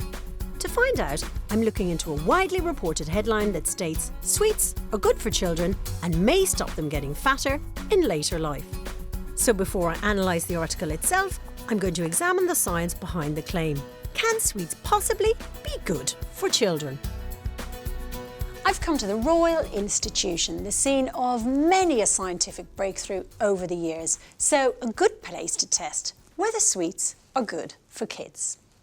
Now, I remember from my chemistry days that sweets contained a lot of energy, and if it wasn't used up, it was converted to fat. So I'm going to burn a jelly sweet in an oxidising agent to see how much energy is released. Helping me conduct my sweet burning experiment is Dave, the Royal Institution's lab manager. So we're going to heat up the oxidising agent in a test tube, and this is potassium chlorate. Heat that until it's molten, and therefore when you immerse the jelly sweet, it will then release the energy. Down you go, buddy. Woo! That is an incredible reaction, isn't it? Look at that flame. So that has created all that energy, which of course, if we don't use up in exercise, is going to be stored as fat. This sweet alone contains over 20 calories, meaning that a large bag of them is worth 720 calories. That's a lot of energy for a child to burn off. Which really begs the question, why do the papers think they could write that sweets prevent kids from getting overweight? To help me understand, I'm speaking to an expert from Sense About Science, a charitable trust that helps the public make sense of scientific and medical claims. Sheila, what do you make of this health headline? How can you tell an accurate story from an exaggerated one? Well, there are a couple of things you can look at in the study that will help you get an idea of the scope of this research. One of them would be the sample size. This study was conducted on 11,000 children. So that's good. It's a very big number. That. That's a very big number. That's a very good thing. These children took part in this study over the course of 5 years. The next thing to look at is the time length that the study was carried out on. In this study, they just looked at the kids' diets for 24 hours. And from that, it's impossible for us to say whether what they ate in that day was representative of their diet as a whole. Something else to look at in a scientific study would be how it was conducted. In this case, the researchers asked the children to write down what they had eaten for the 24 hours that have just gone by. There's the potential of what's known as recall bias, where people over-remember the good things they've done and under-remember and under-report the bad things. You know, sometimes studies are funded by, say, brands or products. I mean, clearly, that's potentially going to have an impact on the outcome. Who funds a study is certainly a question people could be asking. In this case, the study was part funded by the National Confectioners Association. It was also partly funded by the US Government Agricultural Research Service, although neither group had a role in the actual study. So, Sheila, what is your overall interpretation of this study? I would think we can't make any kind of link between children's diet and health just from the data in this story. What's the crux of this? What's the important salient point that I've missed because I haven't bothered reading the end? As it says at the bottom, an overall healthy diet is the most important thing. While the study found that children who were fed the right portions of sweets from an early age did learn the vital skills of food discipline, it did admit there were limitations in their paper.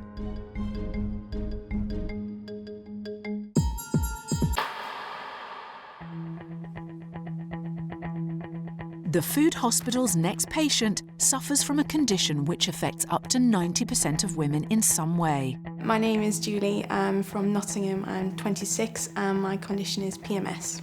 While mild premenstrual symptoms affect most women, about 5% experience a more serious clinical condition, which can interfere with their lives and relationships.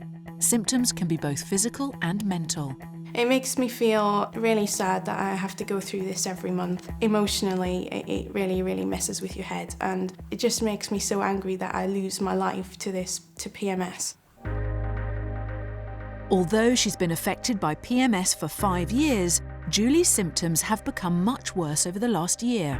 When I am having a bad day, one thing just triggers it off and I just can't concentrate on anything apart from being upset, and if I'm at work I'll have to go to the toilet and I'll have to cry and it'll just completely consume my whole day.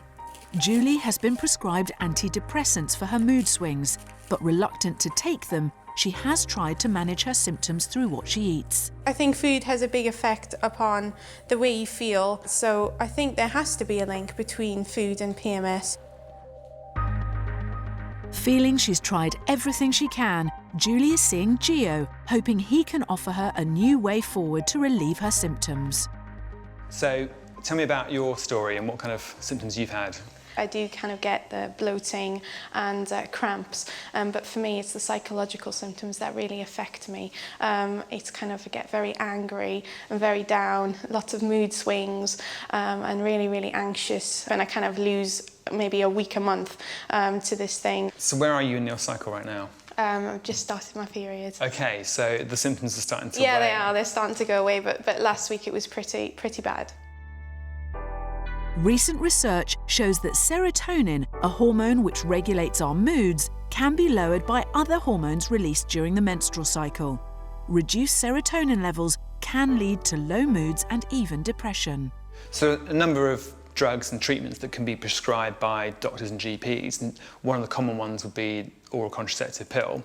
I used to take that, and I must say I still had the symptoms, although they were a little bit different. Another drug that's commonly prescribed is antidepressants. I don't really want to take any hormones, I don't really want to take any drugs because I'm not in control then of what chemicals are in my body. Which is entirely reasonable, yeah.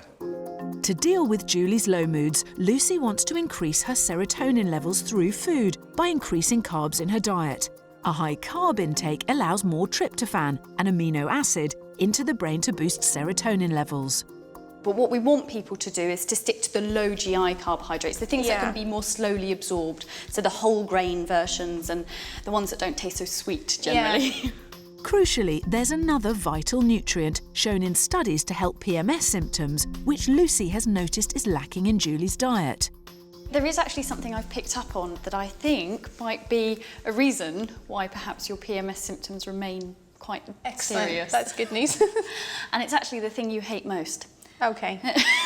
Milk and cheese. Oh, really? Oh, okay. Basically, there is a lot of evidence for calcium having 12 to 1500 milligrams a day, which is about 4 or 5 portions of dairy in a day, is associated with having much less PMS symptoms. Oh, right, You okay. take it alongside vitamin D, which helps your body to absorb and use calcium. Okay. What's been your main reason for cutting out milk and cheese so far? Well, I started cutting it out about a year ago because I noticed that the milk and the cheese and things with high fat content were making me feel sick, and so I just stopped eating it, and it really, really helped me. I lost weight and I felt a lot better about myself as well. So.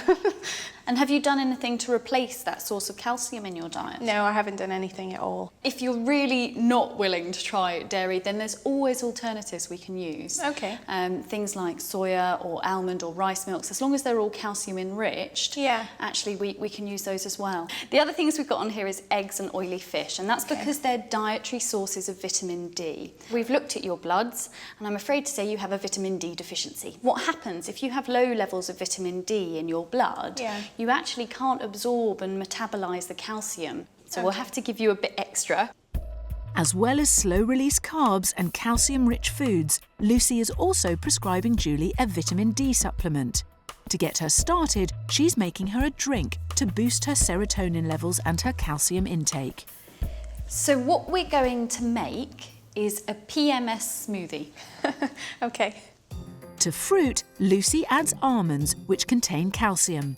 Oats are a great source of slow-release carbs, which will boost serotonin levels.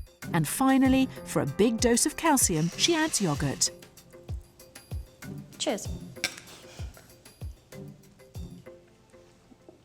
It's nice. I think you'll find a lot of the meals and snacks on this diet won't be too far removed from what you already eat, because it's a healthy, balanced diet, but with one major difference. The thing that we know really works in PMS is calcium and vitamin D. And those two things together, even in somebody that's already having a healthy diet, can make such an impact in terms of PMS symptoms. Julie will return to the food hospital in 6 weeks' time to see if her food plan has made any improvement to her symptoms.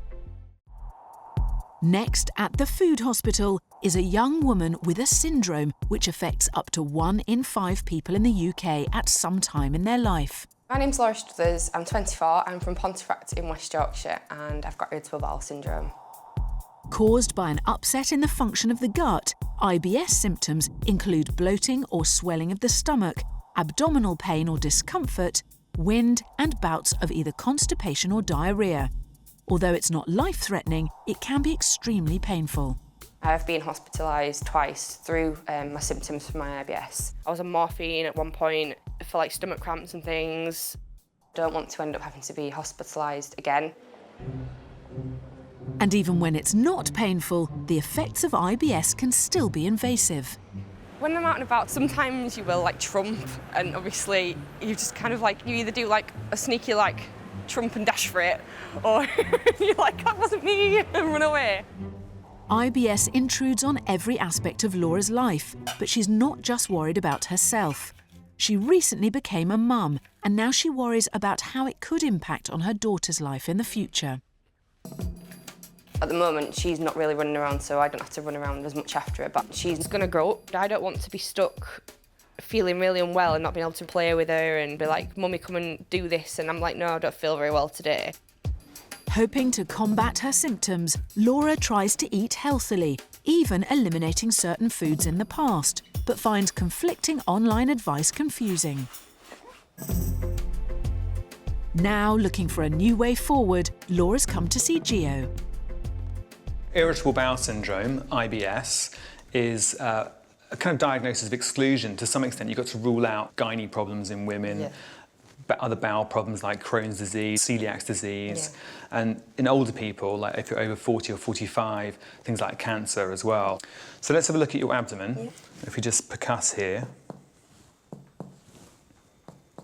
there's a sort of resonance to that as well, which is what you get with people with a lot of gas. Now, I understand from your notes that you were hospitalised. What happened there? I had such bad stomach pains that I literally was like rolling all over the bed, and so they had to give me morphine to calm like the pain down. It is such a shame that a young mum like Laura can end up in hospital having morphine because of the pain from her IBS. However, there's an exciting new food plan that can make a big difference in 3/4 of IBS sufferers, so I hope she'll give it a try. Gio and Lucy want to try Laura on a new treatment devised in Australia. The low FODMAP diet reduces the intake of foods containing fermentable carbohydrates. They include things like apples and pears, bread, particularly wheat products, things like chickpeas, lentils, a lot of pulses like baked beans, kidney beans. The most difficult one that people find is onions and garlic. Do you eat a lot of these foods already? You do? Yeah. I eat quite a lot of pulses. I use a lot of kidney beans, I eat apples, and I use garlic and onions in everything that I cook. This is why it's so hard. It's because a lot of people, when they try and eat healthily, are eating a lot of these FODMAP foods. When we eat food, most of it is digested and absorbed into the bloodstream via the small intestine. But foods containing fermentable carbohydrates resist digestion and pass into the large intestine where they are broken down by bacteria. The resulting gas from this fermentation process may trigger the symptoms in some IBS sufferers. To show this, yeast has been added to 2 different foods to help them ferment.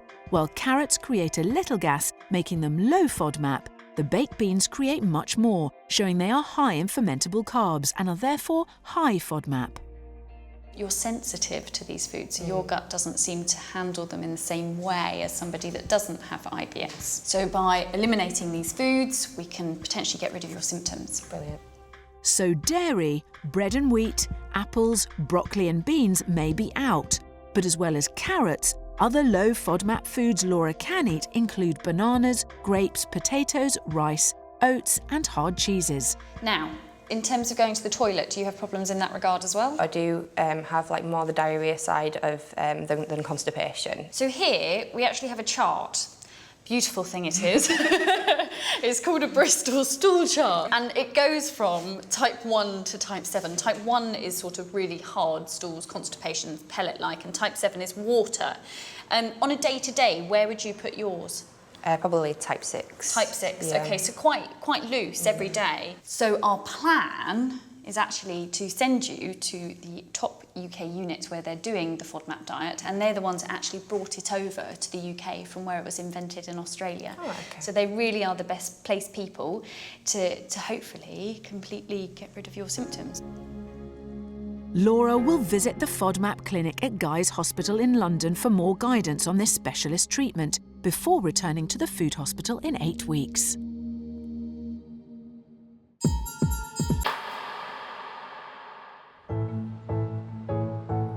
Since Julie came to the food hospital with severe PMS symptoms, she's been trying to follow her prescribed food plan.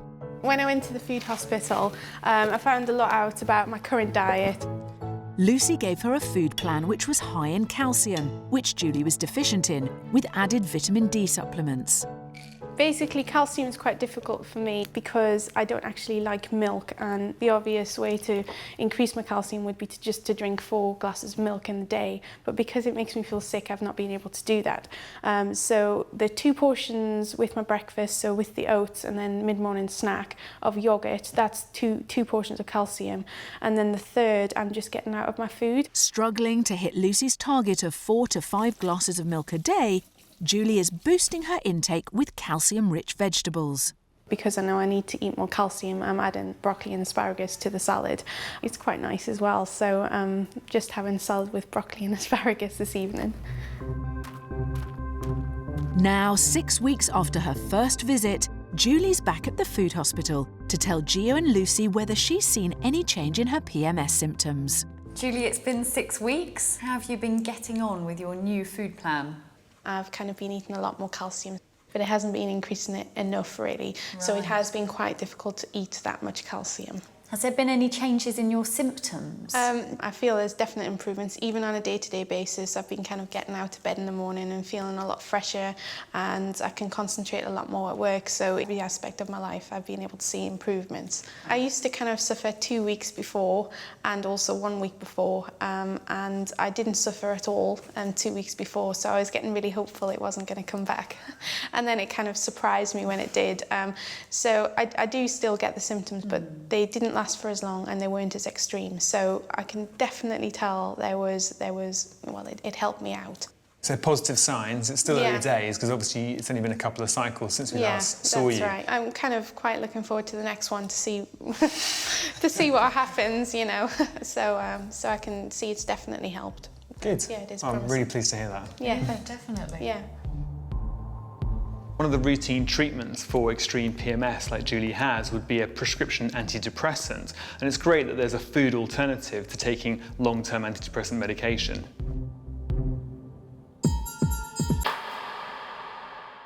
It's nearly 3 weeks since Clementine was dealt a nasty shock when she visited the food hospital. I was quite shaken, especially when it came to the cholesterol level and the fact that, you know, I am on the verge of perhaps getting a diabetes, which is one of the things I've always feared. Spurred into action, Clementine has been trying to incorporate the elements of the portfolio diet into her meals. You actually drink 1 litre of soya milk a day. Sometimes I manage it, sometimes I don't. But as well as soya milk, she also needs to eat a daily helping of tofu. Now, I've never eaten tofu, heard a lot about it. And at some point this week, I'm going to actually try and do a main meal using tofu. I don't know how that's going to turn out. Lucy also wanted Clementine to eat less saturated fat, particularly in meat. I may fall on the wayside sometimes. You think, oh, that looks good, and you might just have a little taste and think, oh no, why did I? But overall, I think I'm doing quite well. However, despite the odd relapse, she knows how high the stakes are. I want to be alive to see my little boy get married and have his kids. This is a real showstopper for me. It really does make you sit back and think. But with high cholesterol known as a silent killer, Clementine will only find out if her dietary endeavours are working when she returns to the food hospital for further blood tests. When Laura came to the food hospital with IBS, Gio and Lucy prescribed a diet which eliminates foods high in fermentable carbs. It's a specialist diet, so they referred her to the UK's first FODMAP clinic for further guidance. The aim of the diet is to restrict your FODMAPs in your diet for a short period of time. We'll assess your symptoms, and then if your symptoms are much improved, then we look at reintroducing them back into your diet to a level that you can tolerate. This diet, which was only introduced in the UK 2 years ago, has a reported 3 in 4 success rate. I do feel quite positive about the low FODMAP diet because I was surprised about things that I actually could eat. I can make proper meals still. I don't have to worry too much about eating certain things because there are everyday foods that are low FODMAP. Now, 8 weeks after her first food hospital visit, Laura has returned to report back to Gio and Lucy. Laura, welcome back. How have you been on the diet? Within a couple of days, a lot of the symptoms either completely disappeared or went down to a really tolerable level. That's amazing. Yeah, it was really good. Just within a few days? Yeah. Bloating was drastically improved. Things like the wind, again, because obviously that coincides with the bloating. Nausea and diarrhoea as well, that cleared up quite a lot.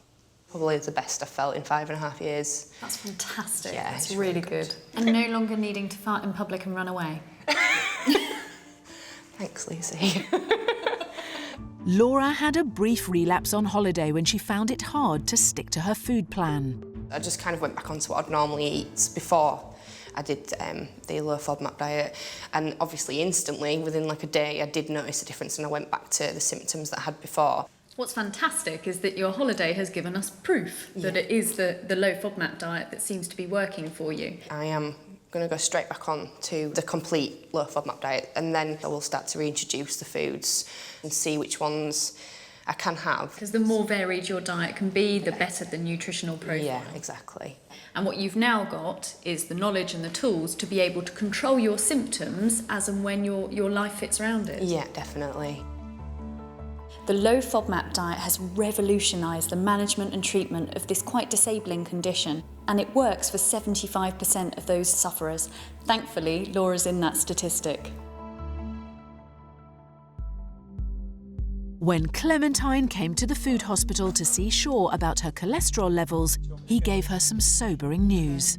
Your cholesterol level is actually in the high category. And he also suspected she had type 2 diabetes. Unfortunately, that combination will knock years off your life.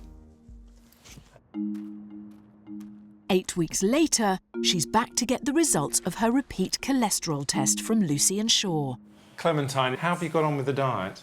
I think I've done quite well. I must say, within myself, I have felt fantastic. Are you itching to know the results? Oh, you won't believe. I so am. However slight it may be, for me, it's an achievement. Well, it's certainly not slight. No, it's not slight. Oh, really? Oh, wow.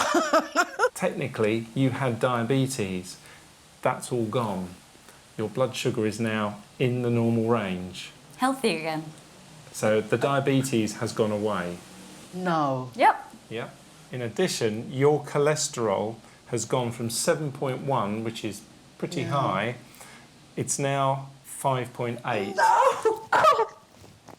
So it's nearly down towards the normal range. And so I think even after 2 months, your hard work has paid off. It's brilliant. I'm stunned. Gosh. We've just got to keep you on this. Yeah, oh, definitely, yes. One of the things that was really upsetting you was the prospect that you may not get to see your son grow up and enjoy his life with him. Is that something you feel more positive about now? Definitely, definitely. I can't wait to tell them the news. They're going to be over the moon. They really will be. Clementine, your case really illustrates what the food hospital is all about. If you carry on the changes that you've made, your cholesterol results are going to equal that is achievable with a statin, which is the conventional way that we manage cholesterol. So, I mean, you've done the impossible. Oh, you've yes. beaten the need for drugs. It's Definitely. amazing. I It think does work. you've done brilliantly. Thank you, thank you, thank you. Oh, okay. I am very surprised that I've been able to treat the cholesterol levels, the potential diabetes on this diet alone, on foods alone. Brilliant. It's unbelievable. It really is. I could scream at the moment, but I'm gonna scream. Ah, I am so pleased. It's brilliant. Ah, yes. This is a great result for Clementine and the food hospital. In just 8 weeks, her life has been turned around through the use of food as medicine.